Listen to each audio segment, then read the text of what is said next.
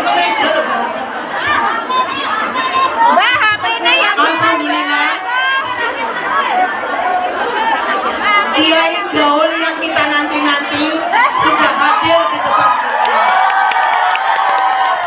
Gus, niki sebagian adalah jamaah rutin Ilham, sebagian lagi adalah jamaah ngintil panjenengan.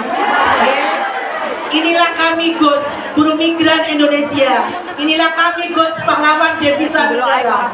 Inilah kami Gus, adalah saudara-saudara yang memperjuangkan yaitu nasib rumah tangga kami. Mudah-mudahan doakan kami Gus, dari nanti akhir acara nanti doakan kami semoga panjang umur Gus. Semoga laku Gus. Yang jomblo-jomblo segera mengakhiri masa jomblonya dan yang terlilit utang segera lunas Gus. Ya. Dan kami mengucapkan terima kasih kepada Gus Miftah yang sudah hadir karena di Indonesia itu beliau diundang presiden, di sini diundang Kongian. Ya. Kepada beliau kami persilakan.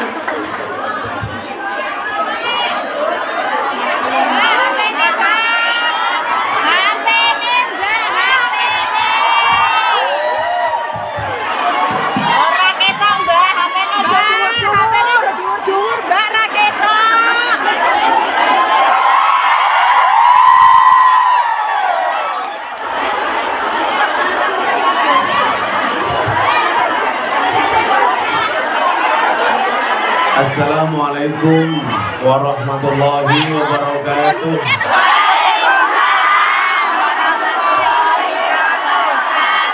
Alhamdulillahil qail innallaha wa malaikatahu yusholluna 'alan nabi ya ayyuhalladzina amanu shollu 'alaihi wa sallimu taslima.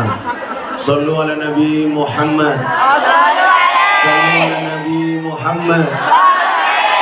Allahumma sholli salatan kamilatan wa sallim salaman taman ala sayyidina Muhammadin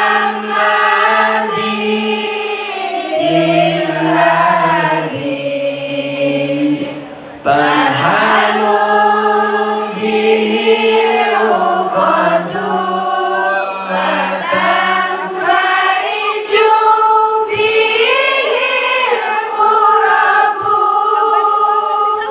wa tuqada bihil hawaiju wa tunalu bihil raghaibu wa husnul khawatimi wa yusassalamu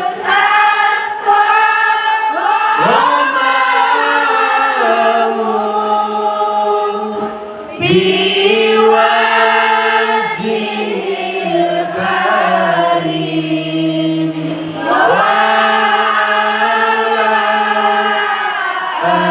alihi wa sahbihi fi kulli lamhatin wa nafasin wa nafasin bi adadi kulli ma'lumila. Sallu ala Nabi Muhammad. Allahumma sholli alaihi. Al-Fatihah. Bismillahirrahmanirrahim. Alhamdulillahirabbil alamin arrahmanir rahim maliki yaumiddin iyyaka na'budu wa iyyaka nasta'in ihdinas siratal mustaqim. Aku kok petang, Siratal guys. ladzina an'amta alaihim ghairil maghdubi alaihim waladdallin. Guna aku padang guys, cuma Tuku bakwan, bakule perawan. Perawan yang ayu, bokongnya lemu. Hei para kungyan yang cantik dan menawan, izinkan Gus Miftah mengucapkan I love you.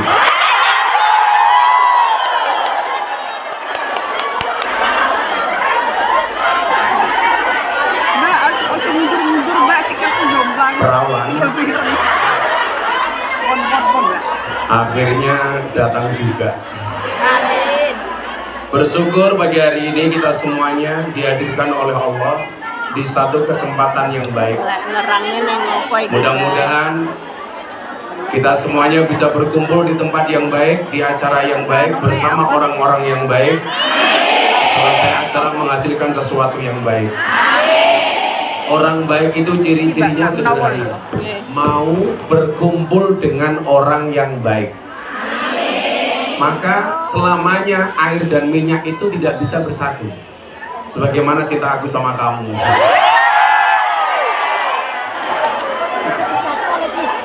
Wa qul ja'al haq wa zahaqal batil. Yang hak sama yang batil itu tidak bisa jadi satu. Maka sesuatu yang hak ketika dicampur dengan yang batil pasti masalah. Contoh, agama itu hak. Makan babi bagi orang Islam itu batil. Maka ketika ada orang makan babi dengan menggunakan bismillah, masalah.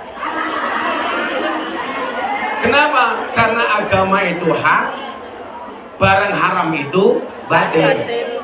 Maka jangan mau menyampurkan antara yang hak dengan yang batil. Menikah itu hak, selingkuh itu batil.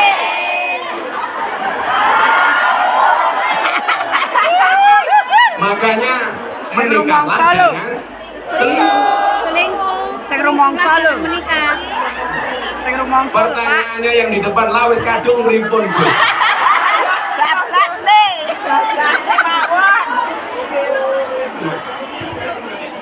Sesuatu yang hak di mata Allah itu pasti membawa kebaikan. Sesuatu yang batil pasti membawa kemadharatan. Maka perilaku kita hendaknya ketika kita berada di negeri orang seperti ini adalah tolong pertimbangkan antara manfaat dan madharatnya. Sesuatu yang hak lanjutkan, sesuatu yang batil hentikan. Contoh yang tadi bilang, sudah terlanjur selingkuh bagaimana Gus? Hentikan. Apalagi sampai tinggal di Hongkong kumpul kebo. Hati-hati. Kalau kamu kumpul kebo sampai punya anak, namanya guden.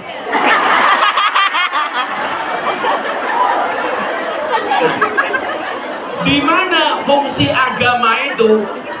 Fungsi agama itu adalah huwallazi arsala rasulahu bil huda wa dinil haq liyudhhirahu 'ala dini kulli wa kafa billahi syahida. Orang ngaji ini tujuannya satu, supaya bisa membedakan yang hak dengan yang batil, yang boleh dan tidak boleh, yang halal dengan yang haram, yang baik dengan yang buruk. Karena memang dunia itu imbang, ada yang baik, ada yang buruk. Ada surga, ada neraka. Ada manusia, ada buta. Yang lain sibuk ngaji, Bu Nuri sibuk ngitung tiket.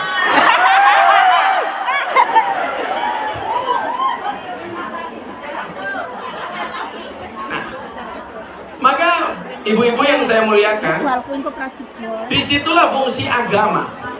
Nah, saya hari ini mau memberikan satu tausiah tentang apa sih sebenarnya yang layak kita minta dari Allah. Karena saya yakin semua orang ini pasti berdoa dan mempunyai cita-cita, betul? Doa apa saja sebenarnya yang kita bisa minta dari Allah? Gak usah terlalu banyak. Kita akan sampaikan ini. Makanya kenapa saya di Jogja itu sering naik sepeda. Karena orang berdoa itu seperti orang bersepeda. Cepat atau lambat pasti sampai tujuan. Maka teruslah berdoa walaupun doa-doa kamu belum dikabulkan. Tapi ingat, yang suka naik sepeda saya ingatkan, tetap berhati-hati di jalan. Kenapa? Karena jatuh di aspal tidak seindah jatuh di pelukan mantan. Mantap terus. Mantap. Mantap. Ada yang punya mantan di sini? Kalau saya tidak pernah menganggap mantan, tapi saya anggap alumni. Sehingga bisa reuni. Mantan pacar adalah bojo. Nah, ibu sekalian yang saya muliakan, kita sering membaca satu doa yang sering kita sebut sebagai doa selamat. Doa ini sangat komplit, isinya sudah cukup. Maka ketika berdoa, saya lebih cenderung menggunakan doa ini. Yang saya khawatir selama ini Anda membaca doa selamat, tapi secara substansi dan konten Anda tidak paham apa isi dari doa selamat itu. Betul? Jangan sampai kemudian Tony Boster, waton muni do bose banter. Becak tanpa pir, waton jeplak tanpa mikir. Kepakis beli roti, Bu Nuris ngitung bati. Oh. Buat berbagi.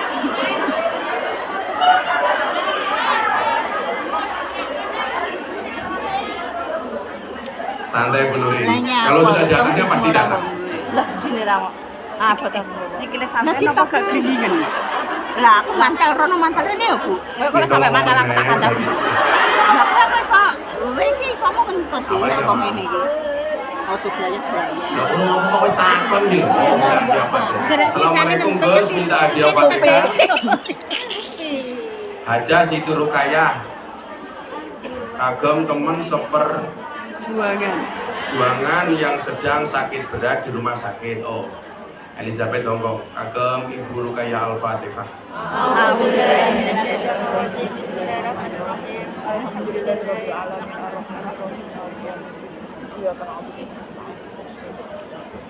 Ya gini aja, nanti yang mau tanya jangan satu-satu kayak kemarin tuh ribet, mendingan ditulis saja di depan. Nanti pertanyaan yang saya baca tak kasih hadiah. Asik. Hati. Pulang-pulang adiknya mami bingung. Tapi kalau Bu Nuris ini seperti pohon pisang, punya jantung tapi gak punya hati. Makanya saya bilang, cintailah pasanganmu dengan sepenuh hati, bukan dengan sepenuh jiwa. Kenapa? Karena kalau kamu putus dari pasanganmu cukup sakit hati, tidak sampai sakit. Tapi kalau ngaji nggak ada suguhan wedangnya itu sakit hati. Panitianya gimana, Pak? Ngitung hati, Bu.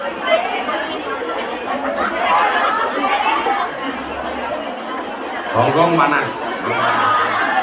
Hongkong panas, tapi lihat ibu-ibu jadi adem. Iya. Tapi bohong. Coba kita baca doa selamat bareng-bareng. Bismillahirrahmanirrahim. Allahumma inna nas'aluka salamatan fid din wa afiatan fil jasadi wa ziyadatan fil ilmi wa barakatan fil rizqi wa taubatan qoblal maut wa rahmatan indal maut wa maghfiratan ba'dal maut.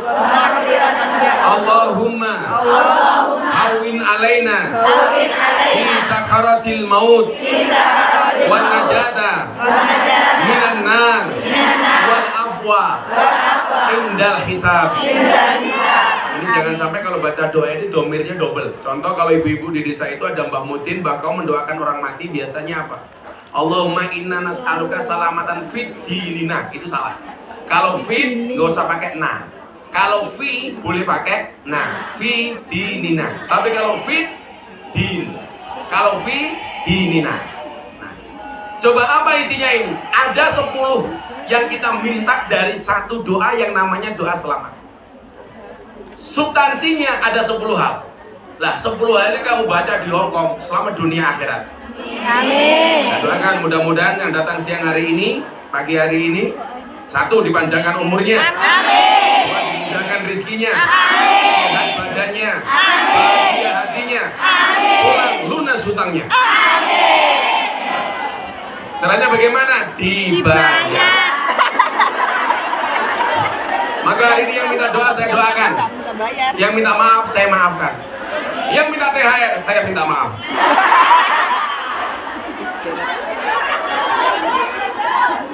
Yang jomblo santai, janji Allah Arum 21. Allah menciptakan manusia berpasang-pasangan.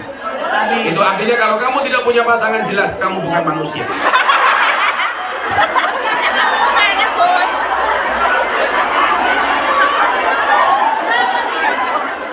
Makanya jangan sampai mati dalam keadaan jomblo. Karena Dajjal itu statusnya jomblo. Jadi kalau kamu mati dalam keadaan jomblo, jangan-jangan cucunya Dajjal. Biasanya jilbabnya pink.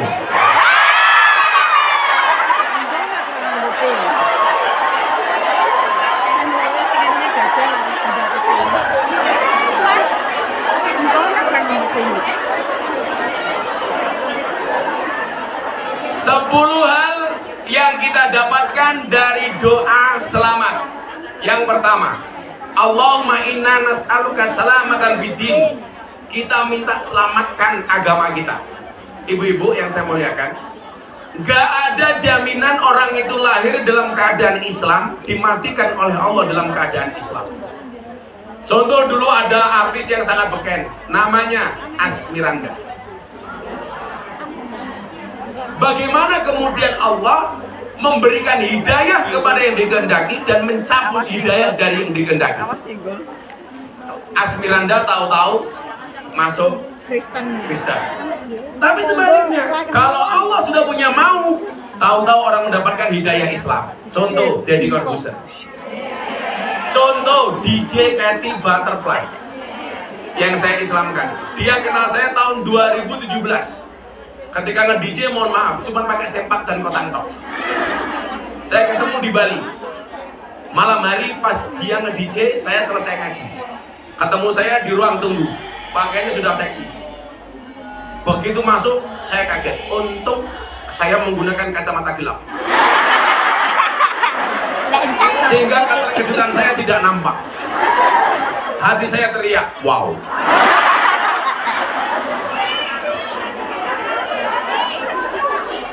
Rezeki matamu, rezeki.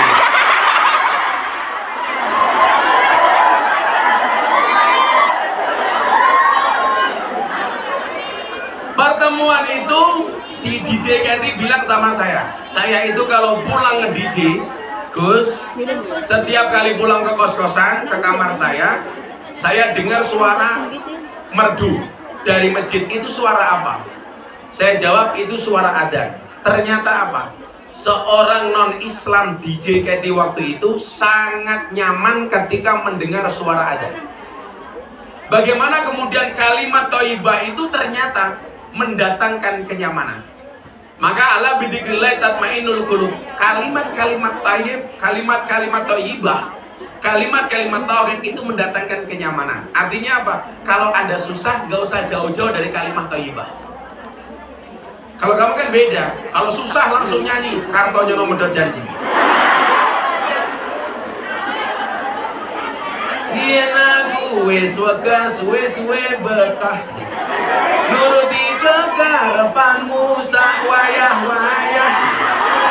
Yen wis tak wanti-wanti aja mlebu mulia. Jadi kalau hatinya galau, kembali ke kalimat thayyibah. Lah, ciri orang beriman, Al-Anfal ayat 2. Ciri orang beriman itu idza dzukirallahu wajilat qulubuhum. Mendengar kalimat thayyibah, hatinya bergetar. Lah, ini DJ Katy Butterfly zaman non-Islam mendengar adzan gemetar. Mendengar adzan hatinya bahagia. Coba kalau kita di Indonesia dengar adzan kadang-kadang susah. Duhur dengar adzan, Allahu Akbar, Allahu Akbar. Jawabannya apa? Adzan meneng.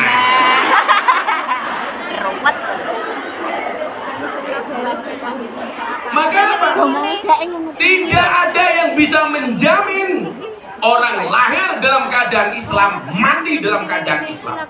Apalagi Anda tinggal di Hong Kong. Ini tantangan imanmu itu jauh lebih berat.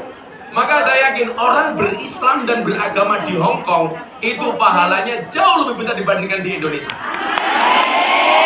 Karena tantangannya lebih besar. Mau sholat dihardik sama majikan. Mau sholat suruh masak babi. Mau sholat gak ada tempat, sembunyi-sembunyi di toilet. Betul? Itu tantangannya lebih besar. Artinya apa? Begitu Anda di sini berjuang mempertahankan agamamu, itulah jihad. Bukan teriak-teriak tutup rumah makan di bulan Ramadan. Itu bukan jihad. Tapi pengen makan gak kelakon.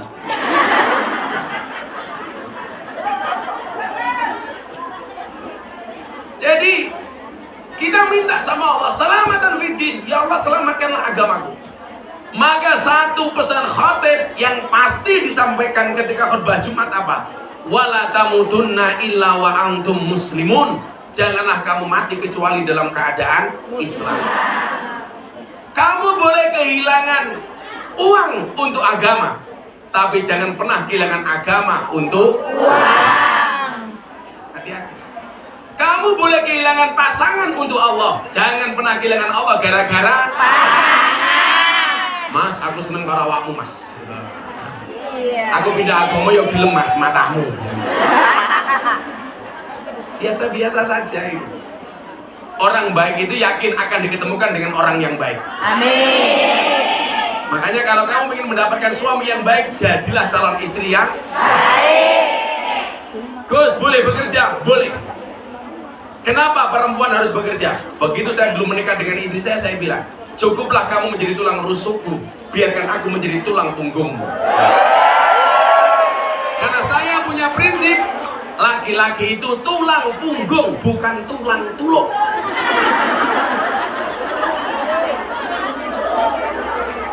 Istri boleh bekerja? Boleh. Kenapa? Istri harus bekerja? Karena suami itu hanya titipan. Kalau tidak diambil Allah, minimal diambil mantan. Iya. Makanya kamu di Hongkong cantik, nanti pulang ketemu suamimu harus jauh lebih cantik. Tetaplah make up dan dandan walaupun kamu sudah punya pasangan. Kenapa? Karena pelakor di luar sana lebih menakutkan daripada hantu kuburan. Wah, ketemu Gus Miftah ini sih gue di-gede. Ya, ini sebuah galengan.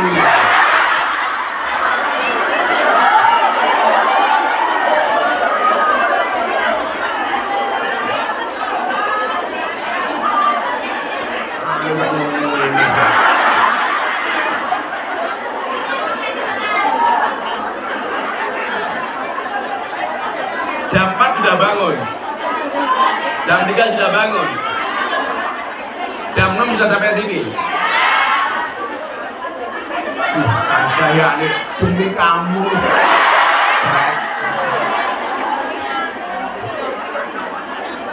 Bojo ditinggal. Jadi mohon maaf, wala tamutunna illa wa antum muslimun. Ini tugas misi besar kamu di Hongkong. Tidak hanya menyelamatkan ekonomimu, tapi menyelamatkan agamamu. Maka saya sangat sayangkan kalau orang pindah agama hanya gara-gara faktor ekonomi, karena gara-gara faktor jatuh cinta, dan lain sebagainya. Saya itu orang yang dikasih mudah oleh Allah, sampai hari ini sudah ratusan orang masuk Islam melalui Gus Miftah. 3 bulan yang lalu saya pengajian di Taiwan, masuk panggung 30 menit, ada 5 orang mu'alaf. Setiap pengajian di pondok pasti ada yang menyatakan masuk Islam, dari luar maupun dari Indonesia. Saya dulu ceramah di gereja, satu keluarga dari Amerika masuk Islam, satu keluarga dari Belanda masuk Islam. Sementara orang non-Islam seneng dengan ceramah saya masuk Islam, di Indonesia saya dikafir-kafirkan.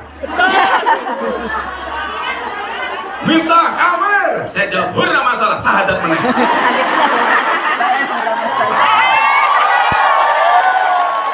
Terus saja itu. Jadi ciri-ciri mereka katanya orang kafir itu adalah, orang Islam menjadi kafir adalah ketika masuk tempat ibadah agama orang lain. Kalau masuk tempat ibadah agama orang lain dibilang kafir, berarti orang Jawa Tengah banyak yang kafir. Masuk Borobudur. Masuk Candi Prambanan dan Candi Borobudur. Betul? Jawa Tengah. Berarti kalau juragan kamu punya tempat sembahyangan, memuja, kamu masuk di dalamnya berarti kamu menjadi kafir. Ada-ada saja. Saya mengucapkan selamat Natal dibilang Kristen. Hati-hati Gus Miftah mengucapkan selamat Natal jadi Kristen. Siapa bilang? Saya kemarin hari Ibu mengucapkan selamat hari Ibu. Saya juga tidak menjadi ibu. Masa gara-gara selamat hari Ibu? Hai. Nah, doa selamat ini yang pertama kita minta Allah selamatkan agama kami ya Allah.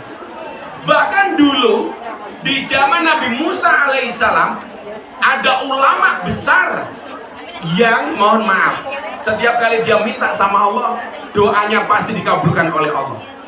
Dan Anda tahu, ulama besar ini mati dalam keadaan kafir. Namanya siapa? Bal'am bin Bahura. Coba.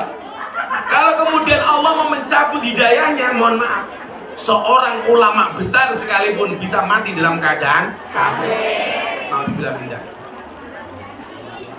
Kenapa, Bu? Kenapa? Karena hidayah itu urusan Allah. Makanya kemarin saya ceritakan, Deddy Corbuzier itu seminggu setelah masuk Islam, dia saya ajak Jumatan di daerah Bintaro. Dia tanya sama saya begini, bro, I will to ask you. Saya ingin tanya kepada Anda, apa Mas? Saya bilang, ini kan orang kalau jawaban yang saya sampaikan ke Deddy harus masuk akal. Bagaimanapun Deddy itu orang cerdas. Deddy itu apa-apa bisa, yang nggak bisa cuma satu, menumbuhkan rambut.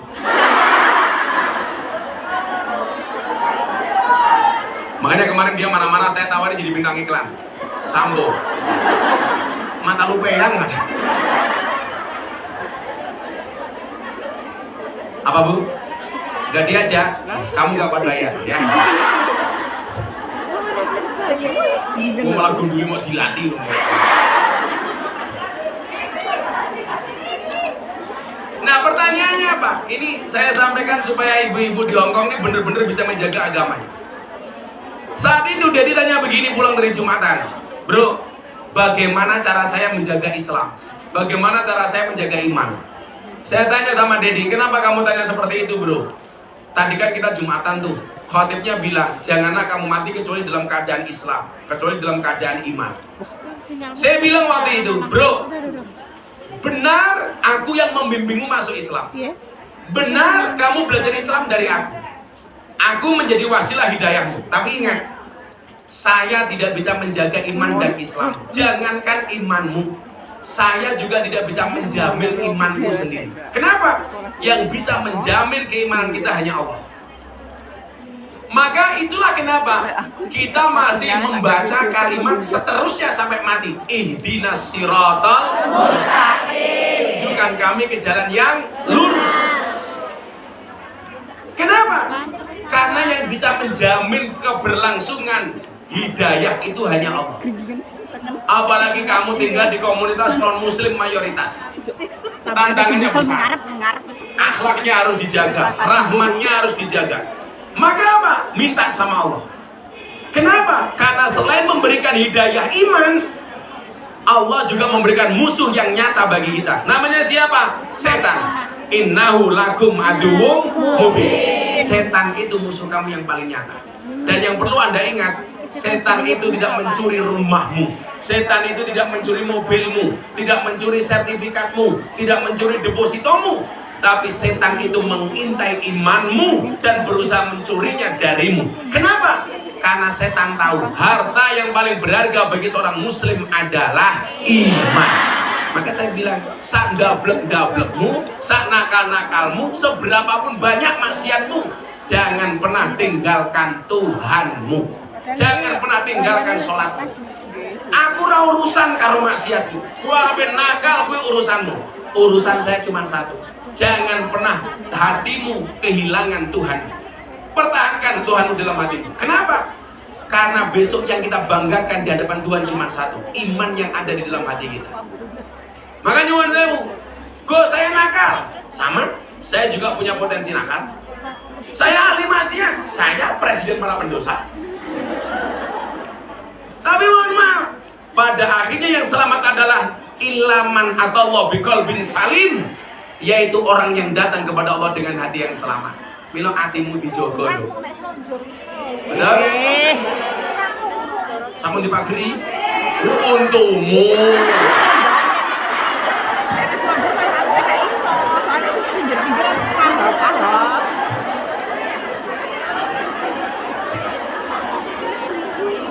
Lah pemirsa saya iki kanan.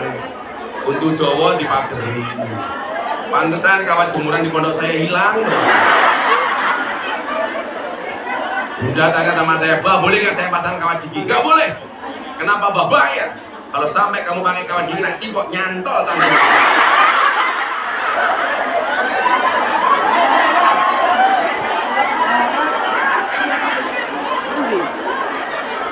Tapi kalau kamu besok punya suami giginya dipageri, berarti dia setia. Kenapa? Gigi saja dijaga, apalagi hatimu. Tapi Tapi saya tidak mengizinkan untuk istri saya. Saya bilang, kamu merasa merongos, santai aja. Ingat, merongos itu adalah mingkem yang tertunda.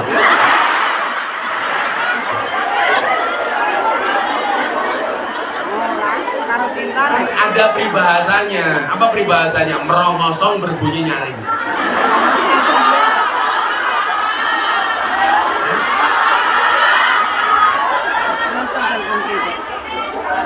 Siapa yang merongos sebelah saya? Mana?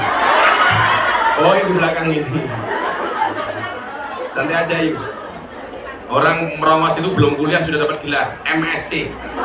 Merongos sak cocotin. Maka doa selamat itu yang pertama minta oleh Allah kepada Allah diselamatkan agamanya. Maka tolong ini mbak-mbak, ibu-ibu semuanya dihafalkan doa ini. Kemudian yang kedua apa isinya? Wa'afiyatan fil jasad. Artinya apa? Ya Allah, sehatkanlah badanmu. Untuk apa pergi jauh-jauh cari uang tapi badannya nggak sehat, betul? Saya punya teman nikah mewah di hotel bintang 5. Kamarnya presiden suite room. Ngundang artis, nasihat pernikahannya Gus Miftah. Dihadiri oleh pejabat-pejabat negara. Begitu malam pertama, udunan.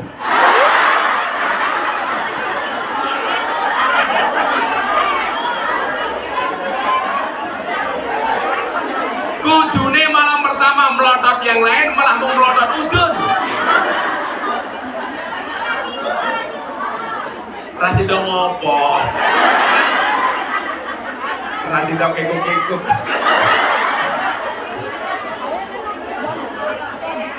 Makanya minta supaya badannya disehatkan oleh Allah. Saya itu bahagia banget, kenapa? Saya itu punya ajudan itu 3. 2 Brimob, 1 Kopassus. Itu mohon maaf, saya pengajian tiap hari. Ini yang sakit gantian. Karena capek ngawal saya ngaji. Saya yang dikawal malah nggak pernah sakit. Saya ditanya, Mbak kok bisa? Iya. Apa rahasianya? Saya bilang, coba Anda ingat, hati yang bahagia itu adalah obat. Makanya kenapa pengajian ini saya buat bahagia? Obat. Hatimu diobati, matamu ndelok kiai ganteng.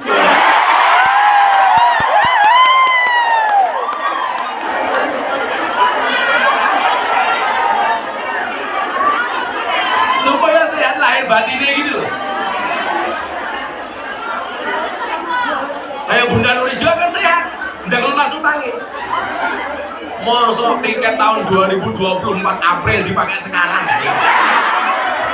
Itu kan bayar utang.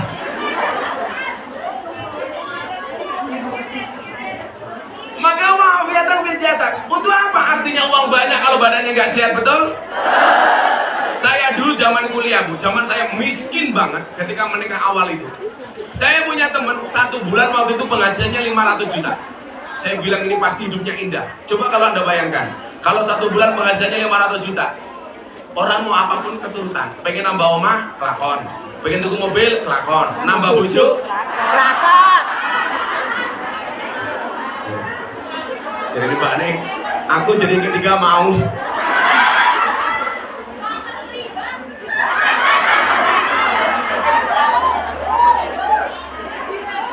Mbak, semua orang itu punya ujian dan tantangan masing-masing. Mungkin ada di antara kita punya ujian keluarga, berangkat ke Hongkong mergo bojone bosok, betul? Ada. Oh, iya. Biasanya jilbabnya coklat biasanya.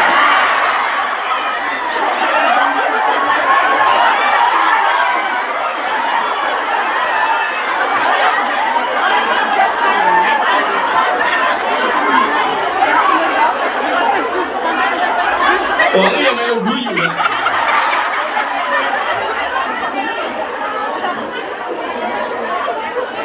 Sing jilbabe ijo insyaallah. Luwih parah.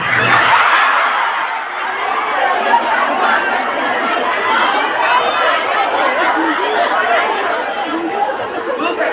Semua orang itu punya ujian masing-masing. Ada yang diuji dengan anaknya, ada yang diuji dengan suaminya, ada yang diuji dengan keluarganya, ada yang diuji dengan orang tuanya, ada dapat ujian ekonominya, macam-macam. Akan utang. Berarti Gus Miftah nggak punya ujian? Oh banyak. Banyak. Karena saya dianggap orang famous, mohon maaf ujiannya beda lagi. Saya datangi ibu-ibu pengajian sosialita. Gus, yuk temani saya ke Cina yuk seminggu. Iya.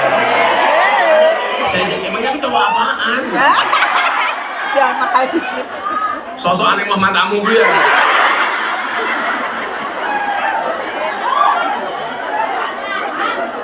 Jual mahal dong. Artinya apa? Bahwa kemudian semua orang itu diuji oleh Allah. Dan saya yakin banyak di antara kita yang diuji ekonomi. Begitu ekonominya baik, itu ujiannya beda. Kadang-kadang apa? Kesehatannya. Maka ketika mudah mencari uang mengabaikan kesehatannya, begitu mendapatkan uang habis untuk mencukupi kesehatannya. Makanya harus berimbang. Makanya kenapa saya itu menerapkan pola, apa yang saya terima harus kembali saya kasih. Maka bahasanya terima kasih. Ternyata apa? Kembali kita kasih, itu bagian dari menjaga kesehatan. Kenapa? Karena sodako itu tutfaul bala. Makanya mohon maaf, banyak orang kaya itu badannya sakit-sakitan karena dia lupa mau menerima, nggak mau ngasih. Hati-hati. Makanya kamu di sini yang mungkin penghasilanmu lebih banyak daripada orang yang ada di Indonesia, mohon maaf, ngasihnya juga harus lebih banyak. Makanya kemarin saya bilang teorinya apa? Kalau Allah memperbanyak rezekimu, memperbanyak uangmu, maka yang perlu kamu rubah bukan gaya hidupmu, tapi tambahlah sedekahmu. Kemarin saya bilang, kalau ada kota infak, ini datang hari ini. Kamu punya $1 sama $100. Kira-kira yang dimasukkan 1 atau $100? 1. Berarti rezekimu levelnya hanya 1. Berapa, Bu? Yang dirubah itu bukan gaya hidupnya, tapi apa? Pola sedekahnya. Coba, kamu masih miskin, mohon maaf. Punya uang 1.000. Sedekah 500, biasanya berat apa enggak? Tidak. Tapi lucunya apa? Begitu punya uang 10 juta, diminta 5 juta, berat apa enggak? Orang punya degan 2 tok, diminta temannya 1, dikasih apa enggak? Dikasih. Begitu punya mobil 2, diminta mobil 1, boleh apa enggak?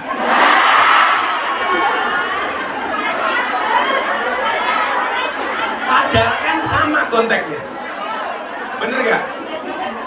Loh, ya sudah, kalau tidak bisa saya doakan kamu kelasnya cuma punya degan 2 tok, gak akan naik ke 2 mobil. Kita punya uang 1.000, ada kotak infak, dengan ikhlasnya kita masukkan 500 rupiah. Tapi begitu punya uang 100 juta, diminta 50 juta, berat apa enggak? Berarti yang naik apa? Gengsinya, bukan sedekahnya. Coba nanti kita lihat panitia. Yang dimasukkan $1 apa $100? Kalau $1 ya selamanya levelmu hanya $1. Tapi kalau $100 levelmu berarti $100. Langsung tambahi. Durung mengko. Jadi termasuk bagian dari wa'afiatan fil jasad, menjaga kesehatan badan itu adalah dengan sedekah. Makanya kalau saya bilang sama bunda itu, bunda, kalau terutama hari Jumat, kamu keluarkan sedekah Jumat sepagi mungkin. Kenapa? Karena dalam kitab Wasiatul Mustafa disebutkan, bisa jadi Tuhan menurunkan bala di siang hari, itu tidak jadi gara-gara ditolak dengan sedekahnya di pagi hari. Bisa jadi siang itu dia mendapatkan musibah, tapi gara-gara pagi harinya sudah sedekah, maka sedekah itu menolak musibah yang datang di siang hari. Nah, maka begitu. Bisa jadi malam ini kita punya sial, tapi karena siang ini kita sedekah, maka sial itu dibuang oleh Allah. Saya kasih contoh ini. Bagaimana kemudian bertambahnya rezeki itu harus kita syukuri dengan sedekah. Kita lanjutkan lagi. Yang ketiga apa? Baru 2 ya. Waziyadatan fil ilmi, bertambah ilmu. Maka kamu berangkat ke Hong Kong, niatnya apa? Kanjeng Nabi lah dawuh, utrubul ilma walau bisin, carilah ilmu walaupun sampai negeri Cina. Hong Kong bagian dari Cina. Berarti yang mengamalkan hadis itu siapa? Awakmu. Jadi niatmu di sini, kamu datang di Hong Kong bukan sebagai kungyan, tapi sebagai santri, santri kungyan.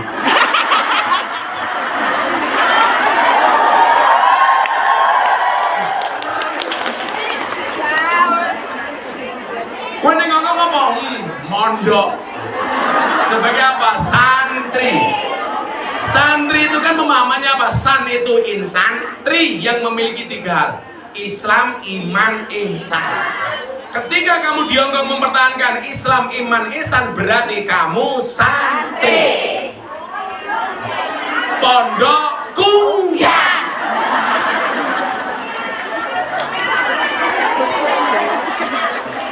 Belajarnya dari mana? Bisa dari YouTube, bisa dari medsos. Sekali-kali menghadirkan Gus Miftah. Walaupun saya yakin Bu Nuris menghadirkan Gus Miftah bukan hanya semata-mata untuk mencari ilmu, tapi membayar utang tiket 2020.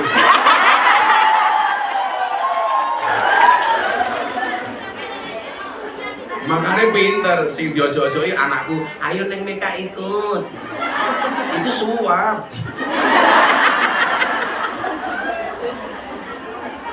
Bertambahnya ilmu. Maka mbak-mbak, Anda berdakwah itu tidak harus seperti Gus Miftah yang setiap hari meninggalkan rumah dari satu panggung ke panggung yang lainnya. Anda bisa berdakwah menggunakan HP, posting yang bagus-bagus, menggunakan TikTok. Orang kok TikTok yang pargoy dong.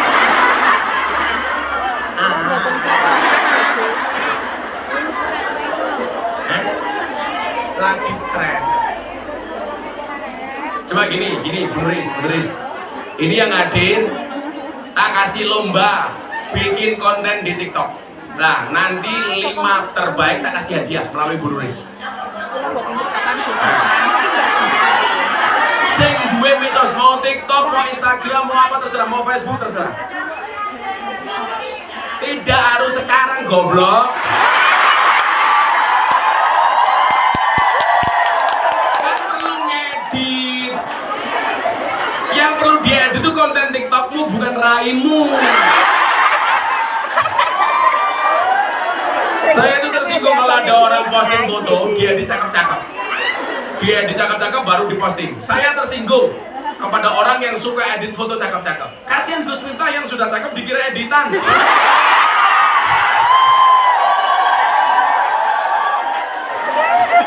Kamu nanti pulang, bikin edit yang bagus, kamu posting. Hasil postingannya kamu kirim ke Bu Nuris, saya nilai. Tak kasih hadiah. Pengajian kita hari ini, yuk. Sangat menteng loh.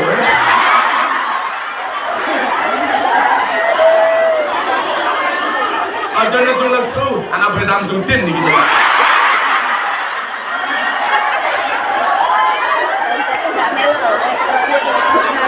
Sangel lagi.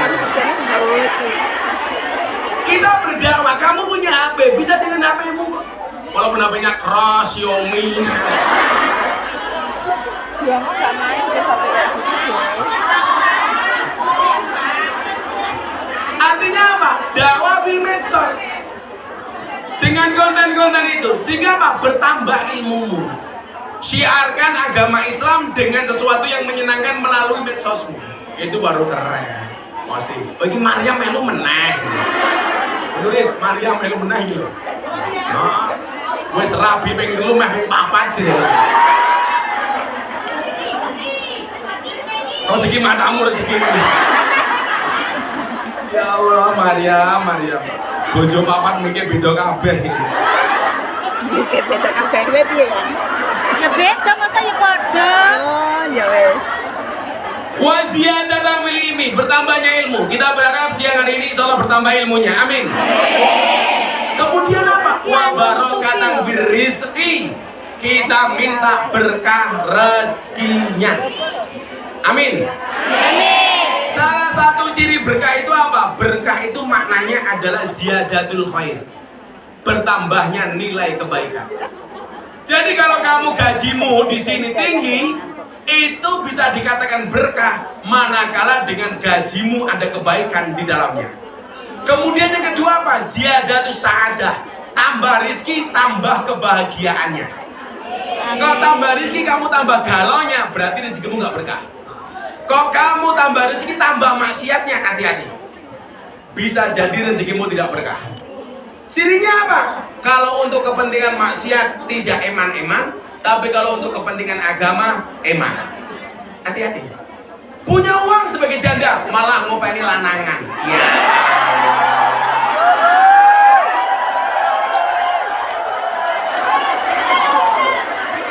Ada yang seperti itu. Siapa ini? Uangnya ya tekong. Ini boleh sambil. Ya apa kamu kena salah-salah itu?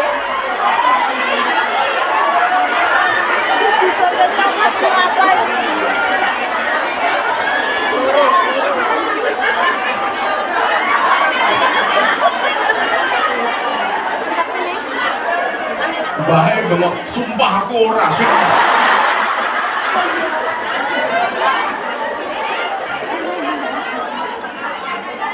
Oke juga coklat bang. Sing lemu ra trimo, aku ya coklat. Sampe mawon yu sing lemu ora awakmu sapa?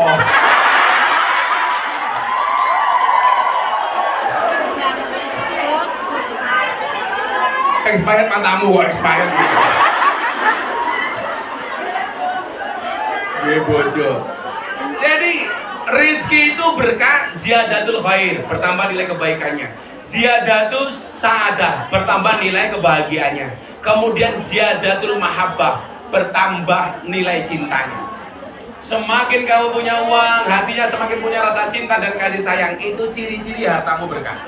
Setiap kali ada orang miskin, kita lihat mau memberi, itulah berkah. Semakin banyak uangnya, semakin banyak memberinya, itulah sedekah. Makanya kemarin saya sampaikan, saya punya 2 prinsip. Kalau untuk urusan pribadi, saya punya prinsip enough is enough. Kita harus mengenal kata cukup. Tapi kalau untuk kepentingan, kebaikan, kemaslahatan, prinsipnya apa? More and more. Selalu tambah dan tambah. Makanya saya doakan Anda semuanya menjadi orang kaya. Amin. Tujuannya apa? Tujuannya supaya bisa lebih banyak memberinya. Amin. Amin. Makanya mohon maaf, saya tadi bilang soal sedekah itu nolak balak. Saya kasih cerita satu. Di zaman Nabi Sulaiman alaihissalam. Nabi Sulaiman itu kan nabi yang ditakdir oleh Allah bisa berbicara dengan binatang. Kalau saya dikit-dikit tahu lah. Desa binatang saya tahu. Mbak, suarane kucing gimana Mbak? Suarane asu? Suarane wedhus? Suarane boyo? Mbak, jalan nomor WA nih.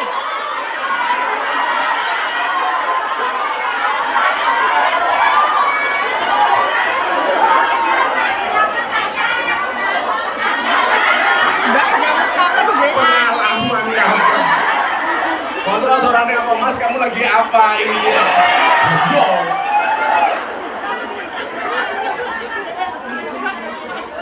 Sayang gitu. Suarane boyo itu adalah bojomu adalah semangatku, itu boyo.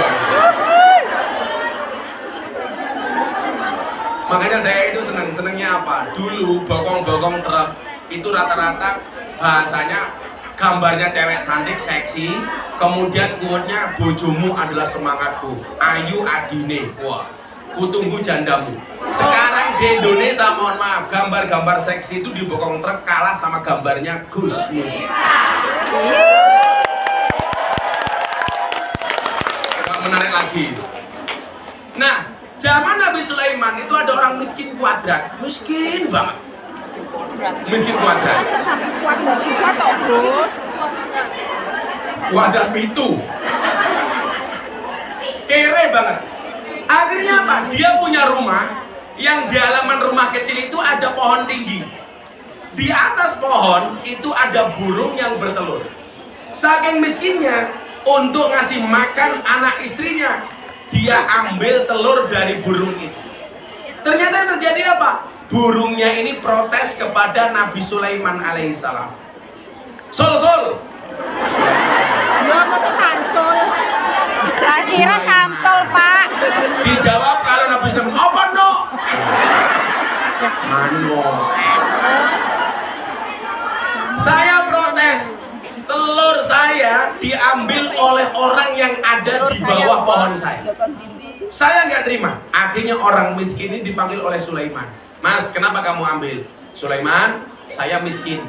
Saya tidak bisa memberikan makan kepada anak-anak saya. Maka dengan terpaksa saya mengambil telur itu. Ya sudah, kamu saya maafkan. Tapi tolong besok jangan kamu ulangi. Siap Nabi Sulaiman. Sebulan kemudian orang ini kembali mengambil telur itu. Marah Nabi Sulaiman, kenapa kamu ambil? Saya miskin Nabi Sulaiman, saya nggak bisa makan. Akhirnya untuk menjaga pohon ini supaya telurnya tidak diambil oleh si miskin, Nabi Sulaiman menyiapkan 2 setan di situ untuk menjaga pohon ini. Setan, jilbabnya hijau.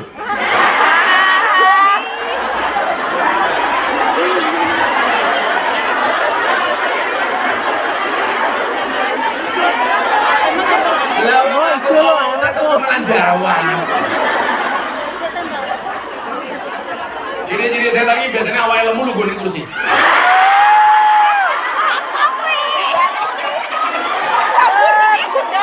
Bunda Doris. Wah,